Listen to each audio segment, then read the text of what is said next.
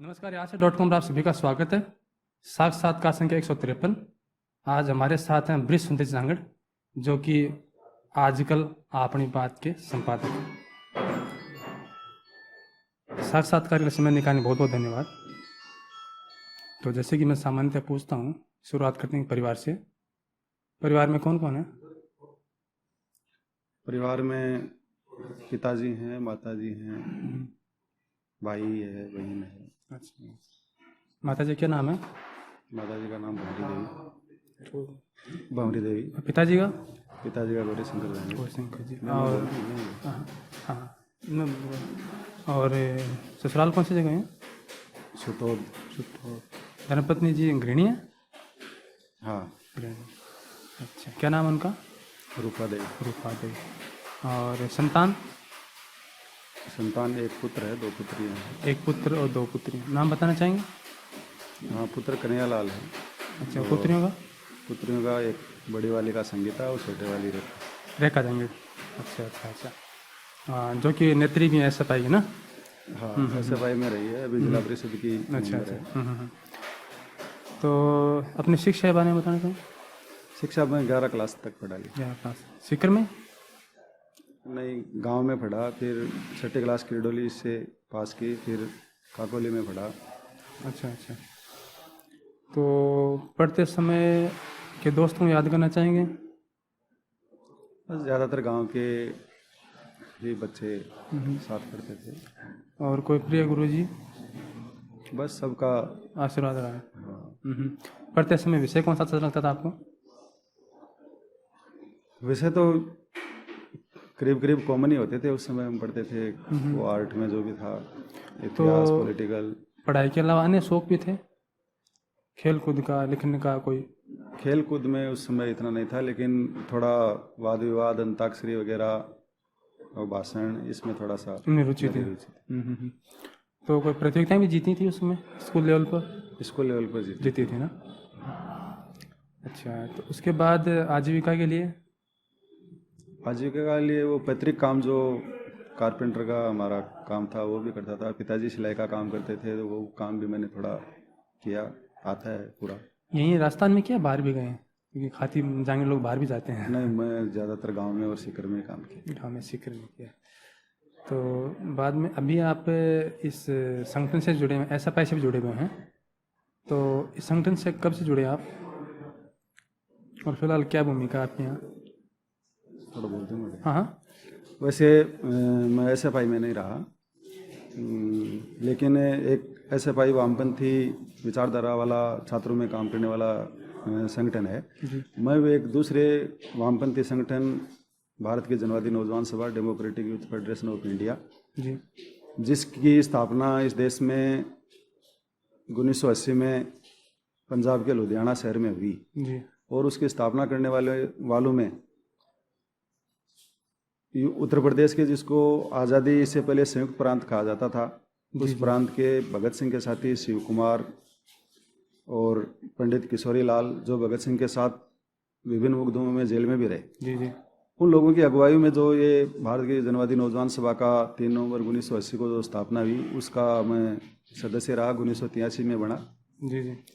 उसके बाद में उस संगठन में मैं मेरे गांव की जो कमेटी है उसका सचिव रहा। फिर प्रथम 2 तहसील का सम्मेलन मैंने मेरे गांव में आयोजित करवाया, तो प्रथम सेक्रेटरी उसका मैं चुना गया जी।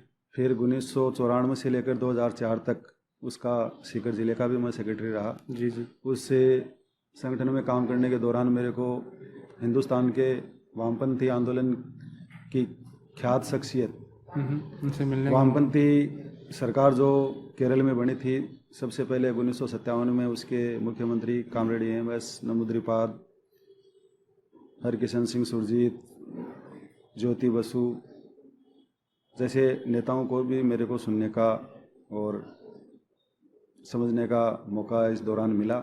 इस दौरान मेरे को राज्य स्तरीय कमेटी में भी चुना गया, और राजस्थान से बाहर भी संगठन के कामों के लिए मेरे को कभी ट्रेनिंग क्लास के लिए एक दफ़ा बंगाल, बरनपुर जो है आसनसोल के अंदर, वहाँ जाने का मौका मिला। एक बार उसकी ऑल इंडिया कॉन्फ्रेंस में मेरे को केरल त्रिवेंद्रम जाने का मौका मिला।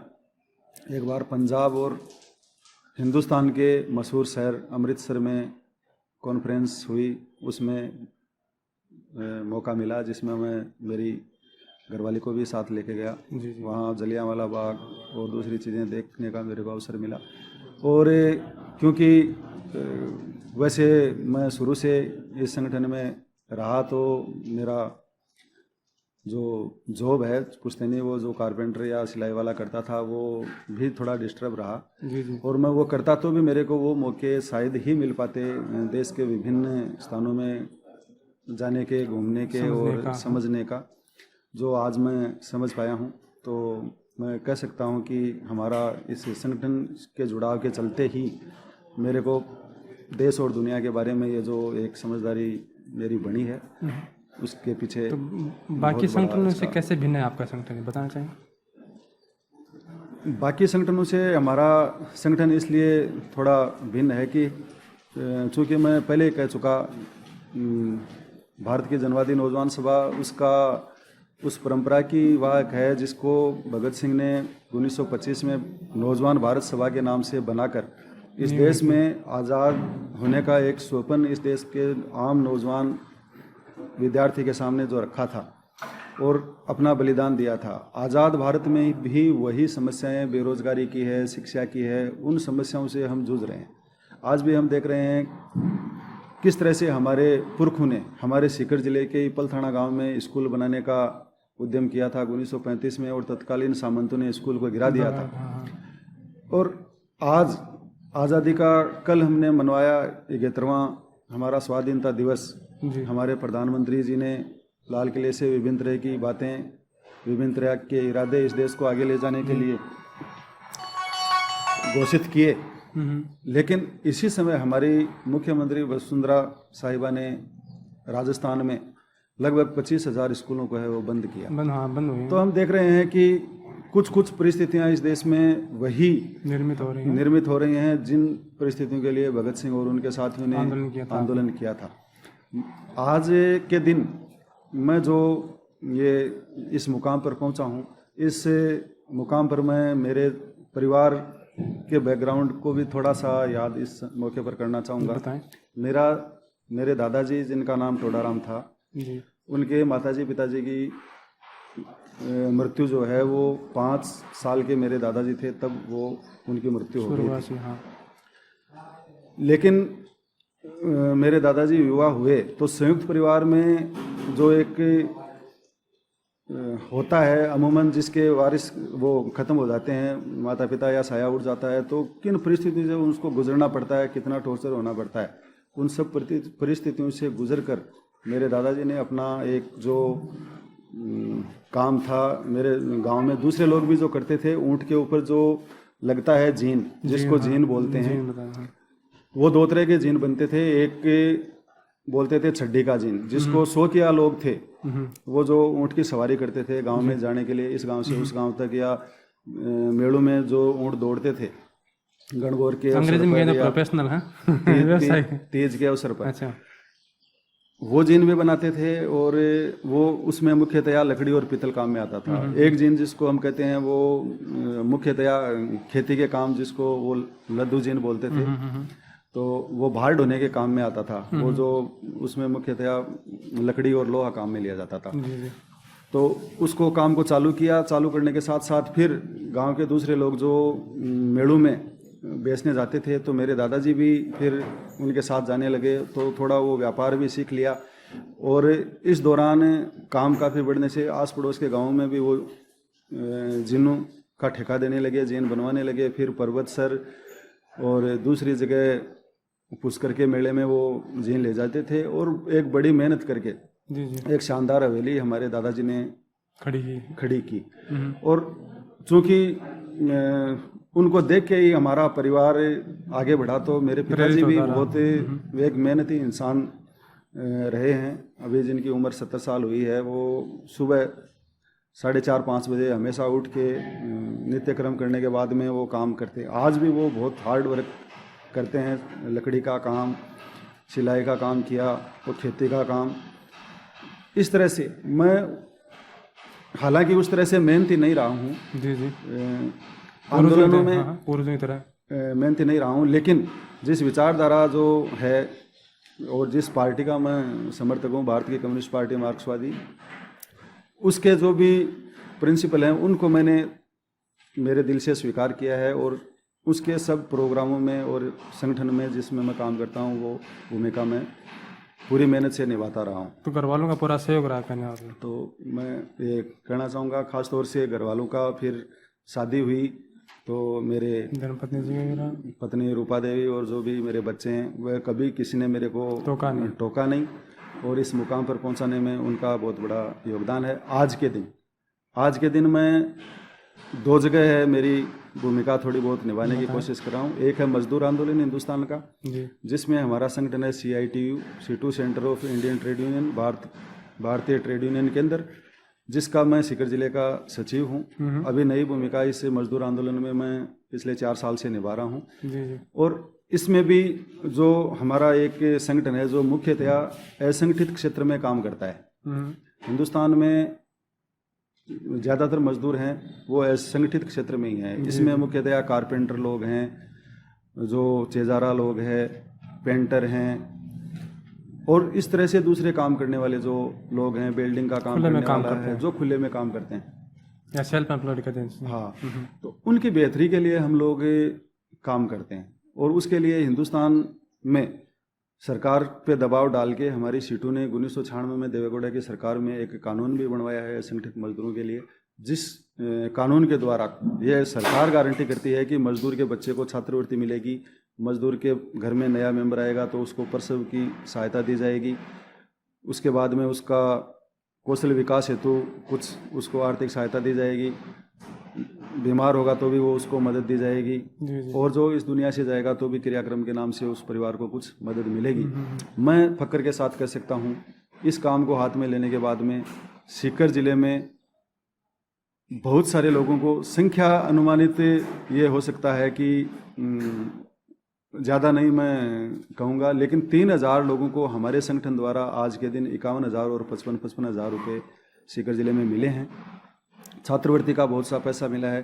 कुल संख्या जोड़ ली जाए तो वो लगभग 50 करोड़ से ज़्यादा होगी जो हमारे संगठन द्वारा सीकर जिले के लाभान्वित मजदूरों को, जिसमें तमाम तरह के मजदूर, चाहे वो कारपेंटर भाई हों, चाहे वो पेंटर भाई हों, चाहे लोहे का काम करने वाले हों, चाहे सेटरिंग का काम करने वाले हों, चाहे वो गांव में नरेगा या एक ग्रेवल सड़क पर काम करने वाले हों, उन लोगों को मिला है। दूसरा, मेरी जो भूमिका है, इस दौरान मेरे को कुछ से शहर के प्रबुद्ध जनों से, विद्वानों से, लेखकों से मिलने का, उनके साथ बैठने उठने का मेरे को मौका मिला। मेरे इस काम के दौरान ही उनसे जो चर्चा हुई, विचार विमर्श हुआ, उस दौरान मेरे अंदर जो लेखक बहुत पहले से जमाने से बैठा हुआ था उसने धीरे धीरे वो बाहर आया और मैंने एक कहानी लिखी जिसका नाम है आज़ादी की हिना। वो कहानी CPM का जो मुखपत्र है लोक लहर, उसमें भी छपी और मेरे वाली जो है पत्रिका आजकल आपने बात, इसमें भी छपी। बहुत लोगों ने उसको तारीफ की तो मेरे को और थोड़ा सा ये हुआ कि और कुछ लिखना चाहिए। तो एक दूसरी कहानी जो मैंने लिखी वो गांव का एक जो सूदखोर है, उसमें ध्यान में रखते हुए उसका जो कैरेक्टर है, किस तरह से वो एक परिवार को है वो पैसे देता है। वो पैसा बहुत मामूली है, लगभग वो 35-40 रुपया पैसा देता है और कुछ उसका होता वो 30,000 रुपया वसूल कर लेता है। सवासी अर्घ्यों की तरह क्या? हाँ, वो 30,000 रुपया भी वसूल कर लेता है। आखिर में यहाँ तक होता है कि वो एक नई भूमिका अख्तियार करके गांव में नाली को साफ करना या और कुछ करना, इस तरह के काम, दिन में इस तरह के काम, और फिर वो ब्याज से पैसा कमा और इस तरह से करके बहुत सारे परिवारों को मतलब करने का काम करता है।